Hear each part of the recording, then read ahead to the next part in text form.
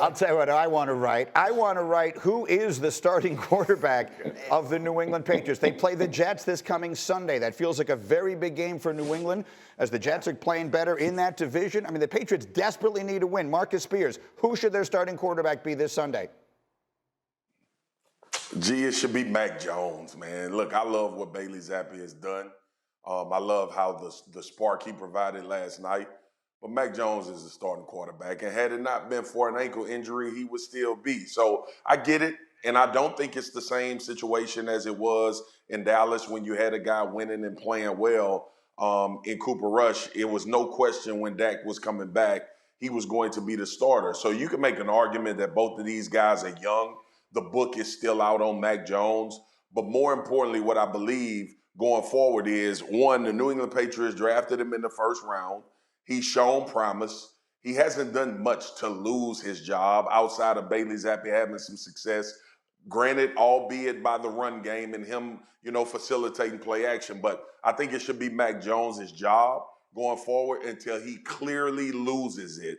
And I don't think he lost it last night against the Chicago Bears. That's fair. But what I will say, in the little bit that we've seen from Mac Jones this year, the reason that we liked him and the Patriots liked him so much is because he did not make big mistakes. It was not just that ball that Brisker picked off last night. He has made uncharacteristic mental mistakes. The interception he threw in the end zone a few weeks ago, it seems like a very long time ago because of the injury. But we have seen some uncharacteristic mistakes from Mac Jones. I'm not a hot hand guy. Well, I guess neither of these guys have a hot hand, so you couldn't go with either.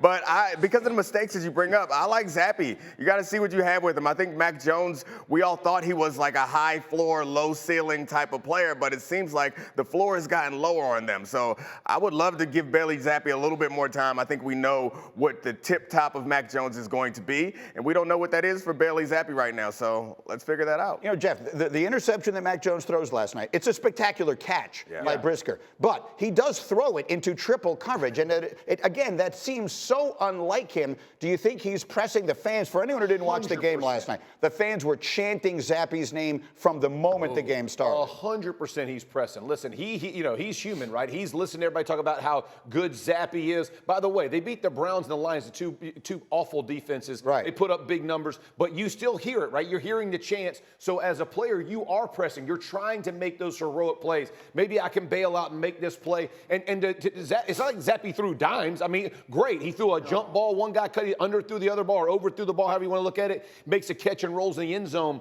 But Mac Jones, that pressure is forcing him to do things that are uncharacteristic. And biggest thing for the Patriots, don't turn it over. Protect the ball, otherwise you'll be sitting by Bill, and right now he's not doing that. So when you talk to the people inside there, whatever it is they're willing to say, what are they saying about their quarterback situation? That it's Mac Jones. And look, I mean, this is Bailey Zappe. They won 2 games with Bailey Zappe. Jones coming back off of an ankle injury. You heard Belichick say the plan was to play them both. The reason for that is because they thought Mac was healthy enough to play, but not necessarily healthy enough to get through the whole game. So they felt like this was a compromise.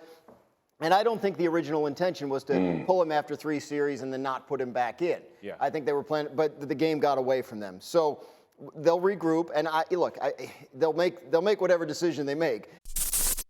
Thank you for watching ESPN on YouTube. For live streaming sports and premium content, subscribe to ESPN+.